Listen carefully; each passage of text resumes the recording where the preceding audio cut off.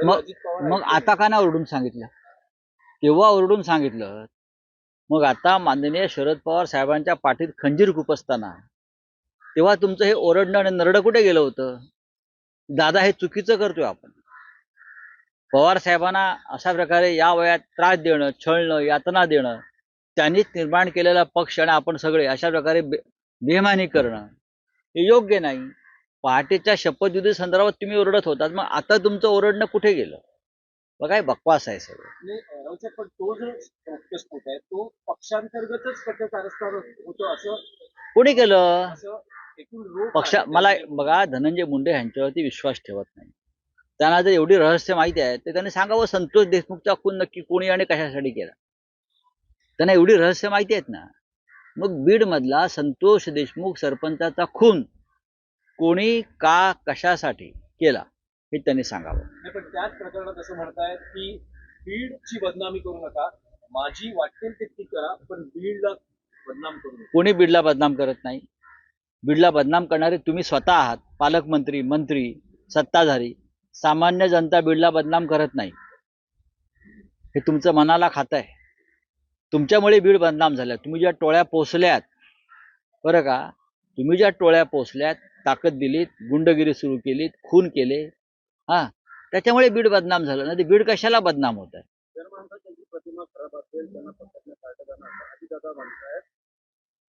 मग त्यांना वाटतंय त्यांची प्रतिमा खूप चांगली आहे का? त्यांची प्रतिमा काय आहे हे स्वतः राज्याचे मुख्यमंत्री देवेंद्र फडणवीस यांनी वारंवार सांगितलंय. त्यांना चक्की पिसाला पाठवणार होते ना. आणि प्रधानमंत्री मोदींनी सुद्धा सांगितलंय काय प्रतिमा आहे ती. आता वॉशिंग मशीन मध्ये घातल्यावर तुमची प्रतिमा सुधारणार असेल तर तो तुमचा प्रश्न. कोणी बोलावं ह्या गोष्टी? आणखी एक गंभीर विषय आहे. अभिनेता सैफ अली खान हल्ला प्रकरणाचे कनेक्शन हे बांगलादेश यामध्ये असल्याचे बांगलादेशी नागरिक आहे असा एकूण पोलिसांचा दावा आहे. आणि बघा, पोलिसांचा दावा हा राजकीय दावा आहे. पोलिसांचा दावा राजकीय दावा आहे. मी अगदी स्पष्ट सांगतो. जर बांगलादेश या देशात मुंबईत घुसले असतील आणि ते अशा प्रकारचे गुन्हे करत असतील तर त्याला सर्वस्वी जबाबदार नरेंद्र मोदी आणि अमित शहाचं सरकार आहे. बांगलादेशी आले कसे? घुसले कसे? मुंबईपर्यंत गेल्या 10 वर्षात पोहोचले कसे? कोण जबाबदार आहे? तुम्ही दिल्लीमध्ये बांगलादेशी आहेत, पश्चिम बंगालमध्ये बांगलादेशी आहेत, मुंबईत बांगलादेशी आहेत. हा, बांगलादेशी एक चाकू घेतो आणि अत्यंत सुरक्षित सैफ अली खानच्या घरात जाऊन त्याच्यावर हल्ला करतो. हा सगळा प्रकार अत्यंत रहस्यमय आहे. तुम्ही काहीतरी लपवताय आणि त्याचं खापर दुसरं कोणावरती फोडत असाल तर ते चुकीचं आहे. मग मला असं म्हणायचं आहे या भाजपच्या लोकांना, हा भाजपचा डाव आहे की मग बीडमध्ये सरपंच देशमुखाचा खून झाला तो बांगलादेशी आहे का? सोमनाथ सूर्यवंशीची हत्या झाली ते करणारे बांगलादेशी आहेत का? जरा डोकं ठिकाणावरून बोला. चिलीम मारून बोलू नका. बांगलादेशी हा या देशाला धोका आहे. बांगलादेशी रोहिंगे यांना ताबडतोब या देशातून बाहेर काढलं पाहिजे. सगळ्यात आधी मग प्रधानमंत्री मोदींनी शेख हसीना यांना जो आश्रय दिलाय बांगलादेशी म्हणून, त्यांना बाहेर काढताय का? सांगा मोदींना जाऊन, सब बांगलादेशी को हटाइए, सबसे पहिले शेख हसीना को हटाइए. हटवा ना.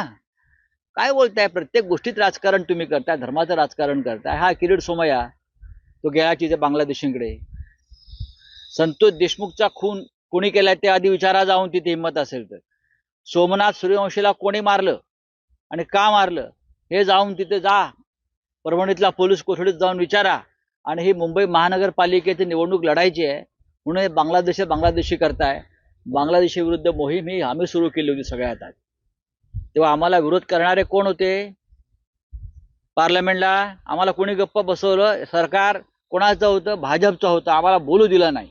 अभिनेता सलमान खान हल्ला प्रकरणात सध्या एकूण चौकशी आणि सगळं जे काही धागेदोरे सैफ खान सैफ अली खान प्रकरणामध्ये, तर तुम्हाला काय वाटतं की हा सगळ्या काही चौकशीचा फारसा? बघा, मी अनेक वर्ष पत्रकारिता करतो. आणि माझी सुरुवात ही क्राईम रिपोर्टर म्हणून झाली आहे, सगळ्यांना माहिती आहे. आणि मला या मुंबईमध्ये पोलीस खात्यामध्ये काय चालतं, गुन्हेगारीत काय चालतं साधारण याचा अंदाज येतो. अशा प्रकारचा हल्ला जो सैफ अली खानवर झाला त्याच्यावरती आता मी बोलणार नाही, कारण तपास चालू आहे. पण त्याचं राजकारण करण्याचा जर प्रयत्न भाजपवाले करत असतील, कोणाला बदनाम करत असतील इतर पक्षांना, तर ते पूर्णपणे चुकीचं आहे. तपास भाजपा करत नाही, पोलीस करतायत. कळलं का? भाजपने वेगळी एसआयटी निर्माण केली आहे का सैफ अली खानवर? कालपर्यंत सैफ अली खान हा लव जिहादचं तुमचं प्रतीक होता. कालपर्यंत सैफ अली खान करीना कपूरमुळे लव जिहाद. त्याच्या मुलावर त्याला काय माहिती माझं नाव काय ठेवलं आणि मी कोण आहे, कोणाच्या पोटी जन्माला आलोय, तैमूर. त्या लहान बालकावर तुम्ही हल्ले करत होतात तैमूरवर. आज तुम्हाला पुळका आलाय बांगलादेशीवर, आंतरराष्ट्रीय कट. कसला आलाय आंतरराष्ट्रीय कट? या मुंबईमध्ये रोज 100 हल्ले होत आहेत सामान्य माणसावर, महिलांवर. कसले? तुम्ही अपयशी आहात. तुमचं गृह मंत्रालय राज्याचं आणि देशाचं अपयशी आहे. जर रोहिंग्या इथे आले असतील, बांगलादेश आले असतील, तर अमित शहानी जबाबदारी घेतली पाहिजे या बांगलादेशाची. बॉलिवूड अभिनेत्यांवर जे हल्ले होत आहेत असं म्हटलं जातं की कोणावरही झालेलं नाही. कोणी असुरक्षित नाही. बॉलिवूड सगळ्यात सुरक्षित बॉलिवूड आहे इथे. या महाराष्ट्रातलं मुंबईतलं अंडरवर्ल्ड ज्याच्यापासून बॉलिवूडला धोका होता, ते काँग्रेस राष्ट्रवादीच्या सरकार असताना आणि मनोहर जोशींच्या सरकार असताना त्याआधी अंडरवर्ल्ड पूर्णपणे मोडून काढण्याचं काम या सरकारने केलंय. बोलिए, आपका क्या है?